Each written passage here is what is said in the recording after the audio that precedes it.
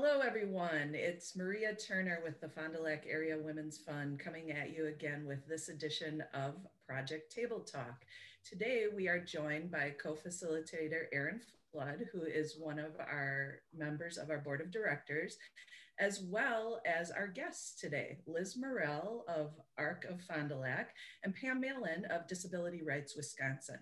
Today, we're going to tackle a topic that is more prevalent than people realize, and perhaps less talked about than any other topic related to sexual abuse or even sexuality in general.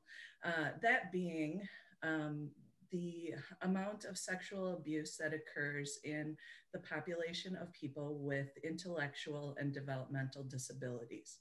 Before we get too far in today's session, I want to mention to anyone that may be triggered by the topic to please take a moment to prepare yourself or any steps necessary to protect yourselves with this topic. That being said, hello everyone, big welcome. Thanks for joining us today. Liz, let's begin right off the top with an opportunity to educate our viewers with some of the things that were truly eye-opening when you came to the Women's Fund with this particular grant request back in 2019 to do an educational session on the prevalence of sexual violence among women in the IDD. And for those of you that don't know that acronym, intellectual and developmentally disabled community. Could you please share with us, I remember some of the statistics you gave within that grant application and also what you've learned regarding this issue locally since you've been with Arc Fond du Lac. Absolutely. Thank you again so much for having us and the opportunity to chat about this particular project. So one of the things that the Arc Fond du Lac is passionate about and part of our mission is advocacy and education. So it's important to us that as part of our overall goal to see folks with IDD fully integrated and as independent as possible within the community, it's to make sure that our community is prepared to welcome folks with IDD into the community. And that's really where some of that education and advocacy work truly comes into play. So as you said, this is a topic that I think, honestly, it makes folks a little uncomfortable, which is understandable. And that's a huge part of why we came forward with this grant. It was to create a space and an opportunity for conversation, not only with folks with IDD, but also with our community at large, our caregiving staff here at the Arc Fond du Lac and with other providers in our community, and also with families and guardians of folks who have IDD as well. We really wanted to make sure this was a comprehensive conversation that was really driven by people with intellectual and developmental disabilities have the right to make decisions for themselves, and that right extends to their sexual or romantic relationships. And as part of that, that means there needs to be education that is really targeted, that's really crafted, not only for those folks, but also our community and also for their families and guardians as well. It's staggering, truly. There's such a prevalence of sexual abuse, sexual assault, and really just folks being taken advantage of in this space nationally. Women who have IDD or are diagnosed with an intellectual or developmental disability typically experience sexual assault at a rate 12 times greater than those without any disability. That's a staggering number when you combine that with the fact that this is a population that for many folks isn't front of mind. You get this sense of almost invisibility that compounds that problem. So you already have this really high rate of occurrence, but you aren't empowering folks with disabilities with the skills necessary to advocate for themselves. You're not empowering their community resources to be successful resources, to be competent advocates for folks when they come forward with this information, which we already know folks don't come forward nearly as often as we'd like to see out of any population. So this is just an opportunity for us to really focus in on that advocacy and education piece and to hit all of those populations in a way that will better our entire community and make it a more inclusive community and a more welcoming community. And that's really where we're lucky to have someone like Pam as part of Disability Rights Wisconsin to be able to partner with us as we kind of kick off this grant, which is a little delayed due to all things pandemic. But as we kick off this grant, focusing in with our direct care worker staff and really starting there and then moving out into those community pieces. Yeah, thanks, Liz. Liz and I serve on the Women's Fund Community Education Committee, so I know she's already very passionate about getting into our community and providing education around topics, a variety of topics that can just promote greater understanding and our ability to not only advocate for ourselves, but each other. Pam, she's talked to us a lot about how excited she is to have you here and your ability to deliver just a really comprehensive program to the community and to people with IDD and their families. So can you tell us a little bit about the what you're going to be offering? Yeah, well, thank you, first of all, for inviting me, Liz, to come to the ARC, but also to have this conversation that can be spread wider than just even the audience that we're going to hit, you know, at the training.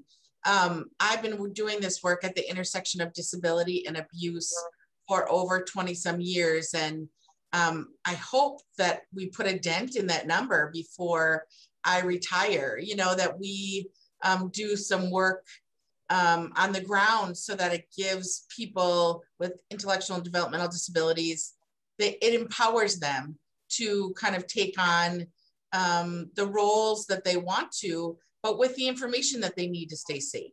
So some of the things that we're going to talk about in the training are a lot of what Liz already discussed, is the fact that we don't talk a lot about, well, heck, we don't talk a lot about healthy relationships with people without disabilities, right? I mean, we see a lot of images. We have a lot of people who kind of put this stuff out there, but we don't talk about what does it mean to be in a healthy relationship. And a lot of the images we see aren't really healthy relationships when we're watching TV shows or movies or videos or whatever that might be.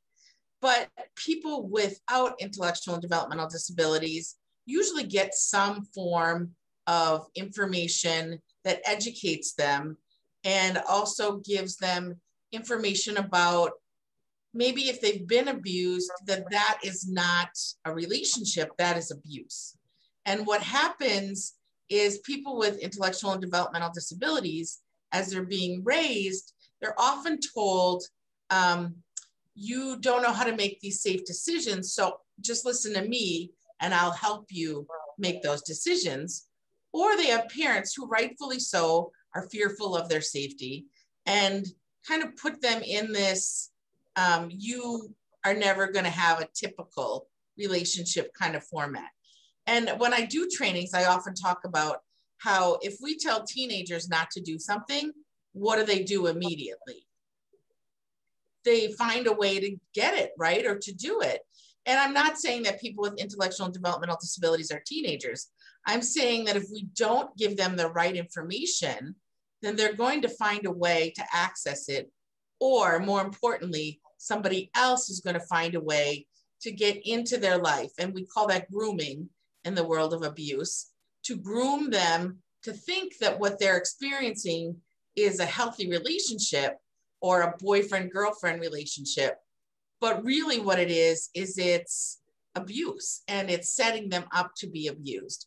And if they haven't been given information on what is healthy and what's not, it makes them all that more vulnerable. And it makes the numbers that Liz shared, you know, pretty accurate. In my work over the years, I am seeing those numbers. They're not inflated.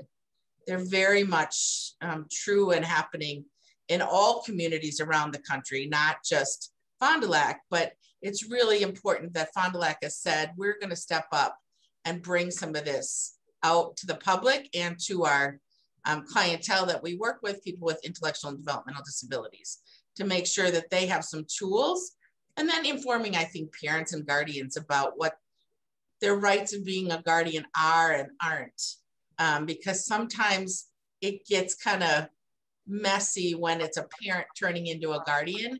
They assume that the same rights of a parent just kind of slide along with them when they become a guardian. And that all sets people up for power and control issues. And we don't have a lot of time to go into it, but power and control is really the reason why sexual abuse happens. It's because people tell other people what to do or have power over their life, and they comply. And people with intellectual and developmental disabilities are taught to comply on an awful lot of stuff throughout their lifetime. Thanks, Pam. It's interesting that you bring up the depiction of relationships within different media. Somewhat in preparation for this conversation, I watched the movie The Other Sister, which I know is quite old, you know, at least a dozen years old. But it was, I think, beneficial in bringing forward that dynamic of a mother just, you know, wanting to control so much of her daughter's adult life, and you know, finally getting to a place where she realized that her daughter could make decisions related to a relationship with another adult that shared some perspectives. And so, you know, that was helpful for me, not having a lot of experience myself in this particular realm. So I encourage people to, you know, do what they can in terms of educating, and I'm sure you have better resources. This was something that came up in conversation, and someone I knew had seen that movie and said, you know what, we should watch that movie together. And we did. And I think it was helpful in at least a foundational perspective. But also part of the grant application when Liz came to us that was particularly pertinent to what we are doing here with the Fond du Lac Says No More initiative was weaving in this concept of men and having to understand consent.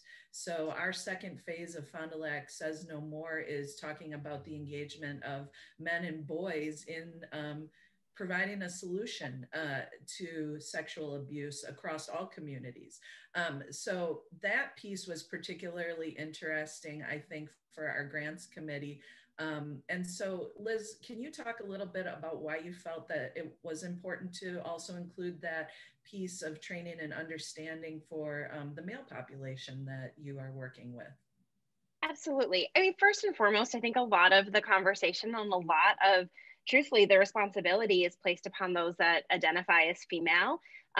You know, they're the ones that are expected to come forward and report. They're the ones that are expected to understand how to identify a healthy relationship, understand how to avoid putting themselves in a difficult or potentially dangerous situation. There's so much emphasis on, if you identify as female, you need to know this. And across any population, that negates the fact that this requires more than one person, right? So to Pam's point earlier about grooming, there's an utter need for men in any community to understand what a healthy relationship looks like, what are things that are potentially problematic. With the folks we serve, so people with intellectual and developmental disabilities, much of the education that's provided, particularly to men, is designed and is intended for folks without intellectual and developmental disabilities. It assumes a level of understanding, it assumes a level of experience, a level of exposure, a level of just knowledge that's been gained that doesn't necessarily apply to this particular population. Consent is, as much as I'd like to say consent is easy, I think we all know that consent is kind of a complicated concept, and it can be difficult to wrap your head around for anyone. And when we start talking about men with intellectual and developmental disabilities, that conversation has to look different. It needs to have different examples. It needs to be approached in different ways to ensure that we're meeting them and providing a conversation that is true to their experiences. that speaks to who they are and where they are in their life, and what does that look like. And so that was why we included it, is, to have this conversation and to exclude men from the conversation as you have a shared responsibility in this would have been a shortcoming, I think, on our part. It also truthfully opens up some really important avenues for us in terms of advocacy and education in talking to groups like first responders, right? It's an opportunity for us to have an additional conversation with community stakeholders like our police, like our fire rescue, like, other resources, because not only do we typically put ourselves in a situation where we think men perpetrate, right? We also have to remember that with this population, and truly with any population, men can be survivors as well. So it's really, really important to us that we not only talk with men with IDD about what does consent look like, what does a healthy relationship look like, but that we also talk with them about what does an unhealthy relationship look like? What does it look like if you are being abused? If you're in an unhealthy relationship, what are your resources? Because we know that across the board, men report even less than women do. And if we're not taking the time to have that conversation, we're potentially looking at men and saying, we know you're a vulnerable population. We know, because you are a male with an intellectual or developmental disability, that you are more likely to experience abuse of any form. But then we're also not going to talk to you about how to not be someone who's creating an unhealthy relationship. So there's this really important comprehensive look to say, we want you to have the full picture, so that not only that you can protect the relationships that you might choose to be in, but that you can also protect yourself and make informed decisions, because that's what we want. We want folks to feel empowered, that they have the information to decide for themselves what they want to do. Yeah, I mean, I think you bring up some key points, not only for the population that is going to benefit from this particular training, but also for men and boys in general. When we talk about sexual abuse, you're absolutely right. It does have more of a prevalence among women and girls.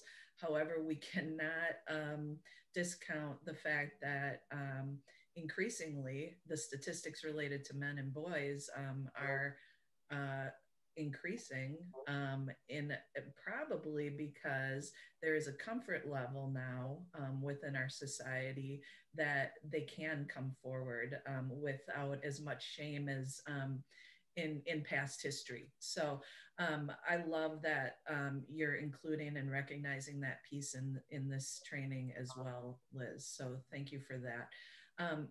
Another insight that came forward in our grants committee, just in general, and me personally, I was bothered a little bit by my lack of recognition of how significant this problem was. When you talk about 12 times the rate for women with IDD being abused, it's like, oh my gosh, why did I never stop to think about that? So I very much appreciate, Liz, you bringing the information forward and kind of pushing us as a community to say, hey, this is a big deal. This fits into work that's being done by, the Women's Fund and Solution Center and ASTOP. And we need to all be working together and talking about this. Not just from the aspect of the abuse standpoint, but also about the healthy relationships piece. And that too, I think as a parent in particular, we look at our children whenever it comes to them getting to an age where sexuality will play a role, probably within their relationships, and going, oh my gosh, how do I have this conversation? How do I let them make the choices?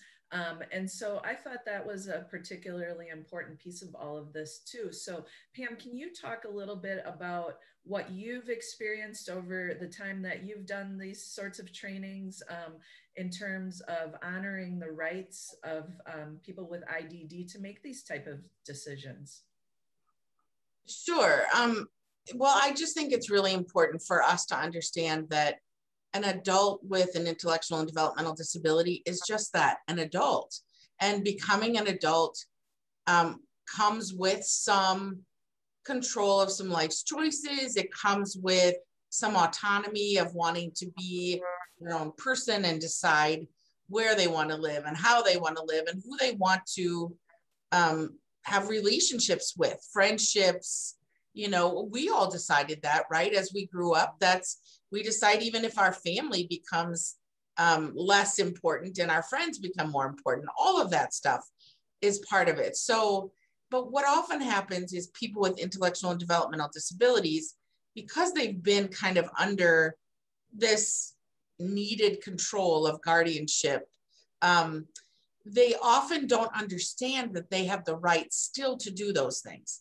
And depending on who their guardian is, their guardian may say to them, listen, I'm still your mom. I still get to tell you what to do because I know better, right? I'm not saying that guardians do this out of malicious intent. I really don't think that that's the case. I mean, certainly you may find a few, but most of them are parents trying to parent and keep their child safe. And, you know, my kids are now over 18. I still want them safe. And I still kind of apply a little pressure when it comes to unsafe situations, right? But ultimately, they can hear me, but they don't need to follow my advice, right? So individuals with intellectual and developmental disabilities, they have somebody who's guiding them a little more than what a parent of somebody without a disability does. But they also get to retain rights. And when guardianship goes through the legal system, there is a whole array of rights that they may retain, that they may give up, or that they may share with the guardian.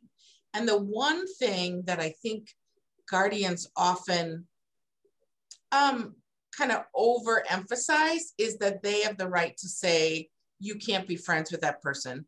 Or more importantly, you can't have a boyfriend or a girlfriend. Or even more importantly, you can't have sex, right? And they think that they have the right to say that. And the reality is they don't. The way the guardianship papers read is it's more about wanting to keep that person safe, but you have to do what's in the best interest, keeping in mind what the person you're guardian over wants more than what you want. And that's a really delicate balance. And so I found myself many times saying to guardians, I know you don't want them to date, or I know you don't want them to be sexual with, you know, in relationships or have intimacy, but you don't get to say no. So then if you don't get to say no, then you should put some information in there so that if they're saying yes, they at least have some of that equipment and information to help them decide what is safe and what's not.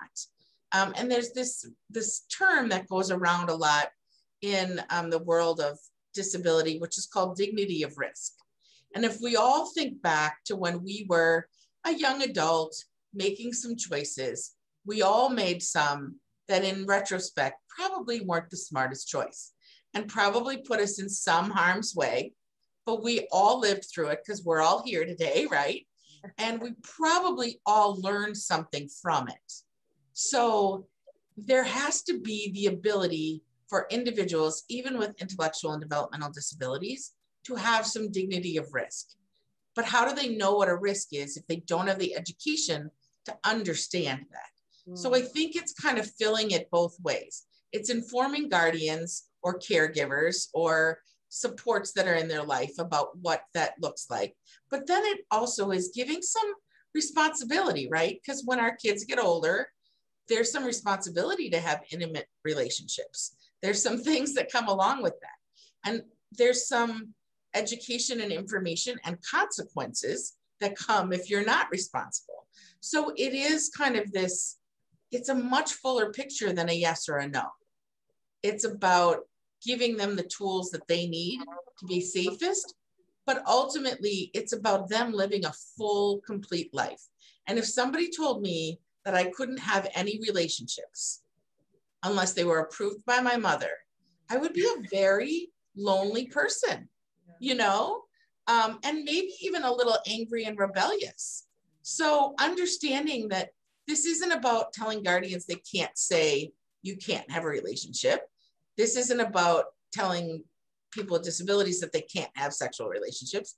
This is about giving everybody really good information and about making informed decisions and informed consent. Because we had talked earlier about consent and what consent is. Consent isn't just I say yes or no. It's that I understand what my yes or no means. Mm. And if we're not giving that to people with intellectual and developmental disabilities, then we're not equipping them with what they need to be safe. So really, and that's bigger than a one-time conversation. That's an ongoing thing. And there's some curriculums that address that and some that don't. And it's kind of this forgotten population often. So we're actually working on a curriculum that will address more of that, but that's a grant that we're working on. That's a couple of years down the road, but it's something that we want to give to agencies like Liz and ASTOP to work together, because we think that that's the key, right? Is having community relationships, having that education, and then getting that information out to the people who need it most. Pam, you have so many good points. And as a parent of two boys, now they're only elementary age, but I just think about all the discussions I plan to have as a parent, or that we've already had as a parent, that go along with everything that you're saying. So this is a topic that I think doesn't only apply to the specific population that you're talking about, but just people in general. And one of the things as a parent that I found most reassuring or comforting at sometimes was to have a community to have this conversation in, because the topic can feel overwhelming and you want to approach it in the right way, and you want to give your child autonomy to have their own thoughts and feelings about all these things, while at the same time providing guidance, as you've said, a number of times, to keep them safe, right? So that they can live that full and happy life. So you bringing this conversation to our community and pointing out also the importance of the community partnerships is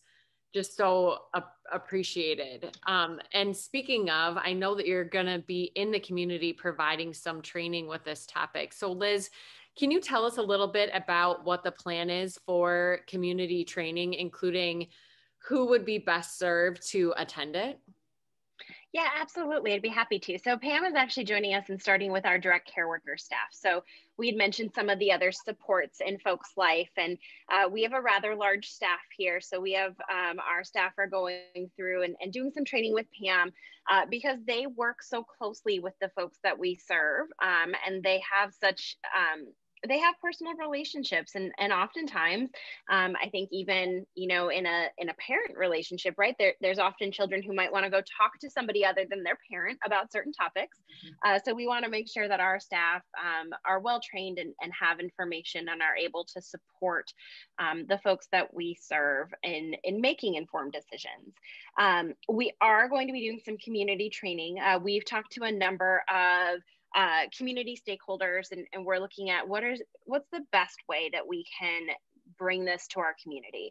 We certainly want to make sure that we're having and creating a space where guardians are able to be a part of this conversation, because here at the Arc Fond du Lac, we believe that that's a huge portion of the conversation is, to Pam's point, making sure guardians understand kind of where the line is, right? And how do you demonstrate care and concern without inadvertently, in most cases, lessening somebody's own rights?